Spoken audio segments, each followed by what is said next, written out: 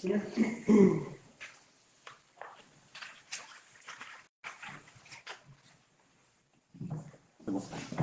bon?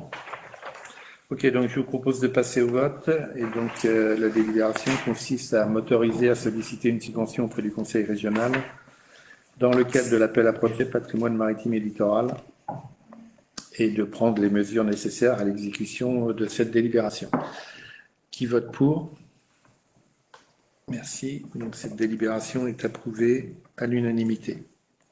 Du coup, j'ai regardé les DOB, là, monsieur Dorman, et effectivement, vous étiez sur le DOB 2023, où on avait éventuellement prévu en 2024 100 000 euros pour la sauvegarde du bâtiment de la presse, mais dans le DOB 2024, du mois de janvier, il n'y avait plus ce chapitre, il n'y avait plus cette dépense pour le sauvegarde de la presse. Ok, merci. Je vous propose de passer au point suivant de l'ordre du jour. Donc, c'est l'acquisition des parcelles 319, 341, 360. Donc, en fait, on a été sollicité par un propriétaire qui souhaitait se séparer de 3 parcelles situées dans la plaine en face de Kerva-Barès. On a appliqué les mêmes tarifs que d'habitude sur ce genre de terrain, à savoir 2 € le mètre carré. Et donc, ça a été le cas de notre proposition qui a été acceptée par les vendeurs pour un montant donc total de 2 880 €, auquel il faudra rajouter les 650 € d'actes administratifs qui sont réalisés par le CDG. Et ça permettra à la commune d'acquérir 1440 mètres carrés supplémentaires de terres agricoles. Des commentaires, des questions? On peut passer au vote. Donc, qui approuve l'acquisition de ces 3 parcelles, donc pour un montant de 2 880 €, qui vote pour? Merci. Donc, cette délibération est approuvée à l'unanimité. Donc, on a fini avec les points à l'ordre du jour. On passe à l'information du maire. Alors, il y en a un certain nombre. La première concerne la corderie.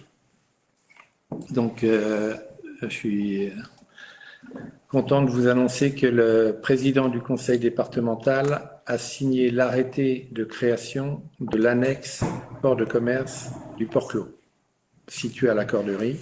Et donc cet arrêté consiste principalement à en définir les limites aussi bien sur le domaine maritime que sur le domaine terrestre. Donc ça, c'est la première étape qui est maintenant atteinte et on a donc une création administrative de cette annexe. En plus de cet arrêté qu'on a reçu, le président du conseil général nous a envoyé un courrier pour nous dire que dans l'attente de l'AOT, l'autorisation d'occupation temporaire qui nous permettra ensuite d'exploiter ce site, dans l'attente de cette AOT sur lequel il travaille actuellement, il nous donnait l'autorisation de démarrer les études qui seraient nécessaires ensuite au développement de sport. Et donc on a commencé les études en demandant à la SAFEJ, qui est une filiale du groupe lyonnaise, de nous confirmer la taille de l'infrastructure et nous confirmer que les avant-projets qui avaient été faits il y a maintenant un peu plus d'1 an et qui avaient été présentés en grande commission nautique étaient valables et de nous donner une meilleure idée du budget. On va recevoir leur rapport final d'ici, je pense, 1 semaine à 2 semaines.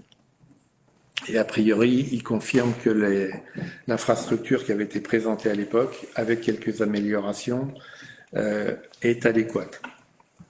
Dans le même temps, on continue à travailler avec l'ADAC, qui nous conseille pour la préparation de l'appel d'offres pour nommer le maître d'œuvre de cette opération. Appel d'offres un peu compliqué compte tenu du fait qu'on cherche un maître d'œuvre qui sera capable de faire les 4 volets des études, à savoir les études environnementales, les études d'urbanisme, les études d'intégration paysagère et les études d'infrastructure, on va dire, infrastructure portuaire.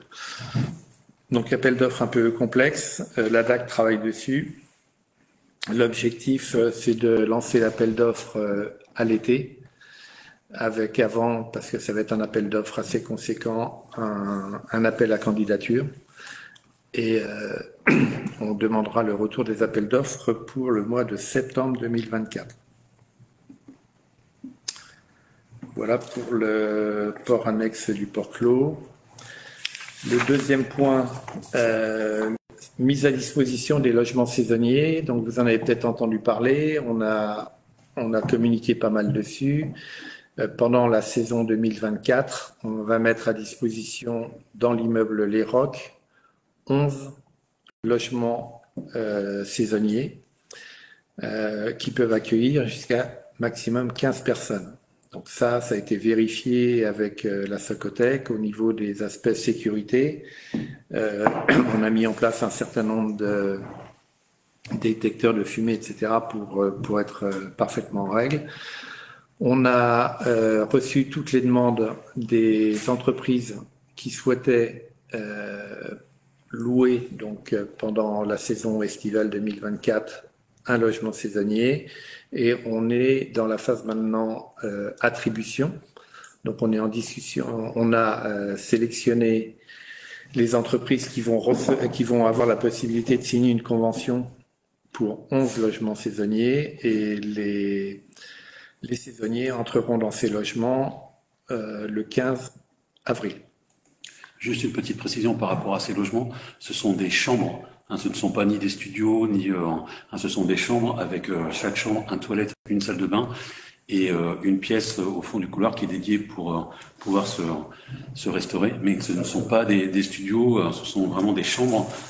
C'était des anciennes chambres en fait des gens qui venaient en vacances au Roc. Donc ce sont bien des chambres avec toilette et salle de bain dans chaque chambre. Ce ne sont pas des petits studios. Le point suivant, c'est le pass engagement. Donc en fait, c'est une demande du département.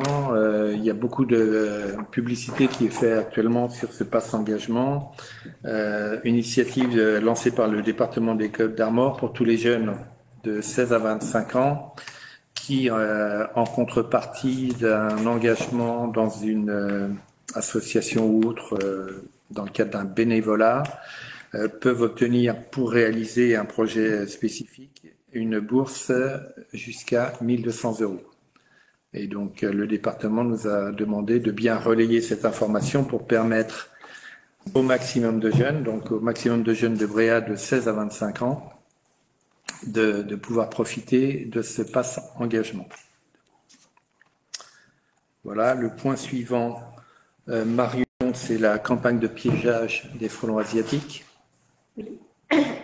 Alors, donc au dernier conseil, on avait approuvé la participation à la campagne de piégeage en partenariat avec le GDSA, le groupement sanitaire, groupement de défense sanitaire des abeilles, pardon. Donc à la suite de ça, le président du GDSA est venu faire une réunion publique, animer une réunion publique ici en mars. Donc pour expliquer le protocole, c'est un protocole assez strict pour optimiser le piégeage des reines fondatrices qui commencent à sortir maintenant là de leur hibernation et qui vont fonder des nouveaux nids. Donc piéger un maximum de reines fondatrices et piéger un minimum d'autres insectes pour éviter un impact supplémentaire sur la biodiversité qui n'a pas besoin de ça. Donc les piégeurs doivent s'inscrire, ils reçoivent les infos du GDSA retransmises par une référente sur Bréa qui est Marion Lepache, qui récupère toutes les adresses des piégeurs et qui leur transmettra le moment de commencer d'installer leur piège. Et après, il y aura aussi une date de fin. Donc il y a un créneau à peu près de 40 jours de piégeage avant lequel c'est préférable de ne pas mettre de piège. Donc là, pour l'instant, il faut encore attendre. Et au-delà duquel, c'est aussi préférable d'enlever les pièges et de les rapporter à la mairie avec la fiche de capture pour permettre un comptage et des statistiques par le GDSA. Voilà, donc c'est plus structuré que ce qu'on faisait les années précédentes. On espère que ça fonctionnera. Et pour ça, il faut qu'il y ait un maximum de piégeurs. Là, pour l'instant, on a une vingtaine d'inscrits. Donc, il reste encore des pièges disponibles et plus on sera piégé, mieux ça sera. Donc, n'hésitez pas à faire passer l'info et donc, faut passer en mairie, récupérer un piège ou deux et s'inscrire sur une fiche pour pouvoir recevoir les infos par la référence. L'idéal, c'est d'avoir dans chaque quartier, Marion, Ouais. et à peu Ouais. près les dates à laquelle ça va commencer le piégeage. C'est dans 15 jours, dans un mois. Vers le 10 avril. Ok. Ça dépend de la température. Hein, Ouais, c'est ça. Ok. Et comme ils annoncent une vague de chaleur, chaleur. Là, voilà. possible Et que, là, ça va décoller. Là. il est possible que ça soit annoncé assez vite. C'est ça, on est plus tard que d'autres années, puisque d'autres années, c'était dès mars. Mais là, vu la vague de froid qu'il y a eu fin mars, ça a calmé tout le monde et Les rennes ne sont pas sorties. les rennes ne sont pas encore sorties. Voilà. Ok, merci Marion. Le point suivant concerne la commission DST pour l'alimentation en eau potable et l'assainissement. Donc actuellement, on est en phase de publication de l'appel à candidature. On l'a lancé le 28 mars et il continue jusqu'au 24 avril. Donc l'information, c'est que de manière à ne pas perdre de temps, on envisage dès à présent une réunion de la commission DSP le 25 avril qui aura deux objectifs. Le premier objectif, ça sera de confirmer la liste des candidats retenus qui pourront présenter une offre dans le cadre de la délégation de service.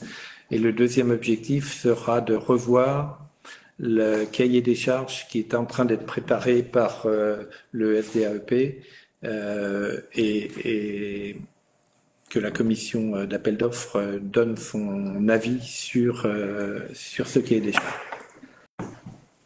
Et cette phase est nécessaire pour pouvoir passer à l'étape suivante qui sera donc le lancement de l'appel d'offres. Si vous avez un problème... Je regarde tout de suite. autrement, il faudra qu'on trouve la date la plus proche, 24 avril, pour se réunir. Mais sauf si j'ai déjà quelque chose, comme 3 semaines avant, je dois pouvoir m'organiser. C'est 25 avril, hein, c'est ça. Oui. Est-ce qu'on a fixé une heure avec SDAEP, début d'après-midi? C'est pas confirmé. Moi, j'ai noté l'après-midi, mais c'est 25 avril, okay. Pour moi, c'est bon. C'est bon. Donc, a priori, ça sera en début d'après-midi. Dès qu'on aura fixé l'heure, on vous la communiquera. Le point suivant, c'est donc on en a parlé un tout petit peu pendant la revue des budgets. On va donc entreprendre les travaux de renforcement du mur de soutènement de l'immeuble Les Rocs. Donc on a vu hier la société Renfortec, qui est la société qui va effectuer ces travaux, qui consiste en la mise en place d'ancrage dans le mur avec des scellements par injection. Pour l'instant, la date de démarrage des travaux, c'est la semaine 22 qui commence le 27 mai. Je vous en parle dès à présent parce qu'a priori, il y aura un blocage de la montée du Port-Clos pendant les heures ouvrées pendant 5 jours, du lundi au vendredi. Ça sera rouvert en soirée. Mais il y aura un blocage de la route compte tenu de l'équipement qu'ils sont obligés de mettre en place et qui... Cache complet. Ouais. Je pense, ouais. Pas que les véhicules, les chevaux aussi. Ouais. Complet, complet. Je sais pas si t'as vu. On leur a demandé si on peut conserver un passage piéton, ça paraît difficile. Oui. Parce que l'outil fait à peu près 1,50 m. Il est très lourd, il fait beaucoup de bruit, beaucoup de poussière. Non, c'est parce qu'ils nous ont dit. Ce que j'ai vu, j'ai déjà vu des chantiers comme ça. C'est des engins. Ouais, mais c'est un petit forage. D'accord. C'est un forage de 4 Pour eux, en soi. Mais donc on va mettre on est en discussion avec eux. On va voir si on peut laisser un passage piéton, ça paraît difficile. Le point suivant, c'est la vente du matériel de l'immeuble Les Rocs. Vous en avez peut-être entendu parler. On a reçu cette semaine les professionnels parce qu'on met à la vente tout le matériel, principalement de la cuisine de l'immeuble des Rocs. Et on propose d'abord aux professionnels bréatins de récupérer ce matériel. Donc on a eu un certain nombre de visites. On leur a demandé de nous faire des offres écrites rapidement. Normalement, ils ont jusqu'à ce soir pour nous répondre. On a déjà reçu des réponses. On va donc attribuer les équipements qui sont demandés rapidement. Et pareil, je vous informe parce que dans un deuxième temps, l'idée, pour tous les équipements qui n'auront pas été sélectionnés par les professionnels de Bréa, c'est de proposer ça à l'ensemble de la population. Et ça, on pense faire ça d'ici une quinzaine de jours. On ferait une journée porte ouverte au Roc où les gens pourraient venir et sélectionner ce qui les intéresse et récupérer les équipements et partir avec. On est conforme sur cette procédure au Code général des collectivités territoriales sur la cession d'immobilisation? Oui. Je me suis rapprochée de la mairie de Ploubazlanec qui avait fait un vide mairie. C'est pas parce que la mairie de Ploubazlanec fait un truc que c'est forcément bien. Donc on est conforme au Code. Oui, le CDL a confirmé aussi.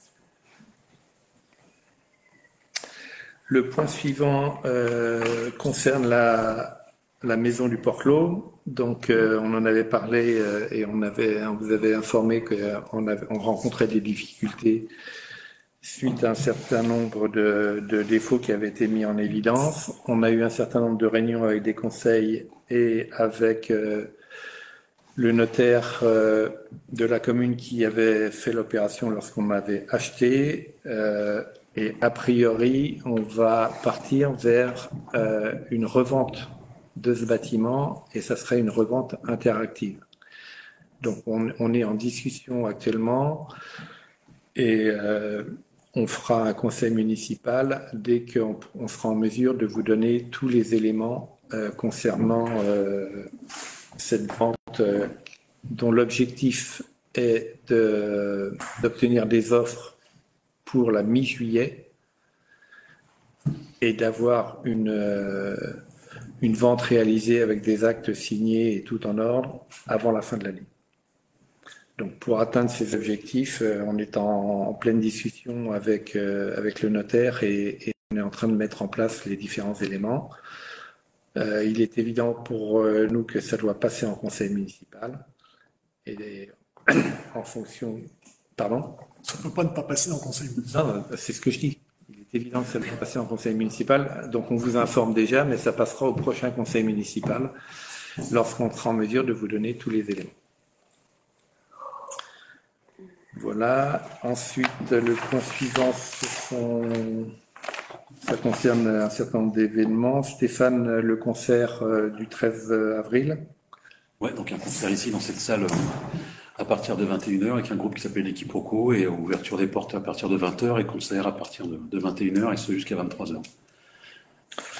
Voilà. Ensuite, Marion, fête avec l'environnement. Oui, ça c'est le lendemain. C'est un week-end chargé. Donc cette année, c'est le thème de l'eau. Il y aura différents stands, dont, comme les autres années, la bourse aux plantes par le comité de jumelage avec des ventes de gâteaux et plus après des stands de la commission environnement, du PAT avec des dégustations autour de l'alimentation durable et locale. Il y aura une table ronde à 11h sur la possibilité d'utiliser des toilettes sèches chez les particuliers à Bréa pour limiter l'utilisation d'eau. Toute la matinée, il y aura une fanfare qui déambulera sur la place et dans le bourg. Et à 13h30, on vous invite à participer à un repas avec la fanfare en mode auberge espagnole.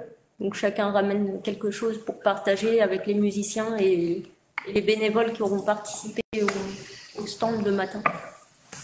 Voilà, si je n'ai pas oublié trop de choses, donc l'affiche, on est en train de mettre un peu partout. Et ils prendront un goûter à l'EHPAD, ils viendront faire la musique à l'EHPAD l'après-midi avant de partir. J'ai oublié. Il n'y a pas de souci. Il n'y a pas de souci. Et la fanfare représente 22 musiciens. 22 musiciens, il faut qu'il fasse beau parce que dans les couloirs, ça va faire fort. La fanfare, la oiseau. Ok, dernier point concernant les informations. Vous avez peut-être vu dans les journaux qu'il y a une communication qui a été faite par les Scènes de Bréa sur le programme pour la saison 2024, du 5 au 9 juillet. Et l'ouverture de la billetterie a eu lieu aujourd'hui à 10h. Et donc, tout le monde est invité à réserver dès à présent les spectacles auxquels ils souhaitent assister cet été. Voilà pour les informations du maire. Je vous propose de passer au dernier point, les questions diverses, si vous en avez. Oui, au moins deux. Le premier sur la mise en herbe des cimetières. Vous nous aviez indiqué que vous souhaitiez mettre en herbe les cimetières. Une visite récente dans les cimetières montre que c'est plutôt la forêt vierge par endroit, que j'exagère un petit peu, qu'un engazonnement nouveau réussi. C'est pas très respectueux des tombes qui sont dans ces cimetières. Est-ce qu'il y a un programme qui est prévu? Il y a quelque chose Je rappelle que l'engazonnement, il ne peut se faire que sur les chemins. On n'est pas autorisé à nettoyer les concessions et notamment les espaces étroits entre les tombes. Alors, dans certains cas, on prend la liberté de le faire, mais théoriquement, on n'a pas le droit de le faire. Et souvent, on a des commentaires sur le fait que le cimetière, justement, il y a, on va dire, des pousses assez sauvages. Mais en général, c'est pas dans les chemins, c'est entre les tombes. Et c'est un sujet délicat. Parce que, en théorie, la commune n'est pas autorisée à désherber entre les tombes. Alors, il y a deux choses. Il y a effectivement entre les tombes, mais il y a aussi en périphérie. Et ce que j'ai remarqué, c'est des herbes hautes, voire très hautes, en périphérie. On n'est pas entre les tombes, etc. Et s'il y a des sujets entre les tombes, j'imagine qu'il y a une police des cimetières qui préconise que chacun doit faire autour de sa tombe, etc. Donc il faut faire appliquer. Mais là, en l'occurrence, ça fait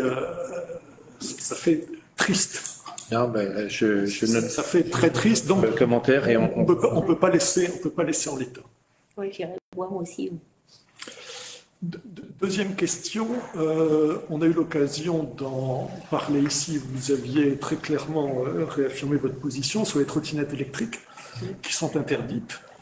J'en ai vu une récemment, pas très loin de chez moi. J'ai fait la remarque à la personne sans casque qui était sur une trottinette électrique et qui s'approchait d'un transformateur. Il m'a dit, avec un air pas aimable, si vous voulez l'électricité, voilà.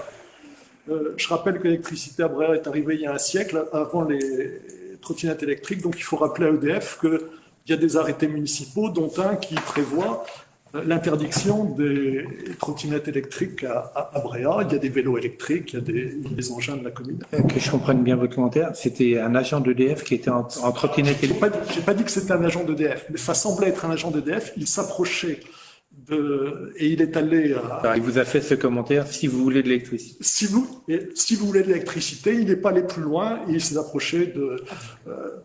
c'est pas admissible. Non, je suis d'accord avec vous.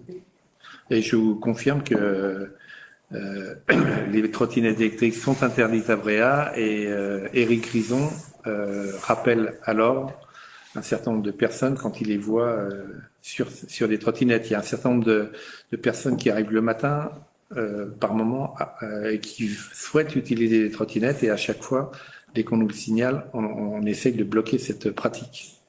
Et en plus, il était sans casque, etc. Donc, avec le risque que j'ai. Voilà. Merci de ce commentaire, mais je vais contacter quand même Enedis parce que je trouve que c'est gros si c'est... Alors, c'est pour ça que je n'ai pas cité EDF, parce que c'est peut-être Enedis, c'est peut-être un autre prestataire, j'en sais rien. Mais la phrase est à peu près celle que je vous ai... D'accord. Ok, merci. D'autres Question? Ouais, moi je voudrais juste rappeler que la semaine du 24 au 28 juin de 2024, l'EPID donc, va revenir comme chaque année, donc ça sera l'année anniversaire, donc ça fait 10 ans, et donc j'ai mis en place une cagnotte Litchi pour pouvoir permettre de financer une grande partie de ce séjour, en vous rappelant que le premier jour, ils viennent et ils nettoient donc les abords des scènes de Bréa, enfin de la citadelle, pour pouvoir permettre aux scènes de Bréa d'être dans de meilleures conditions, qui vont aussi à l'EHPAD, qui vont s'occuper des doués encore, et qui font aussi un ramassage des choses qui sont sur les plages avec les enfants de l'école. Donc si vous voulez nous aider, n'hésitez pas à aller voir sur la cagnotte Litchi qui est mise en place. Merci. Très bien.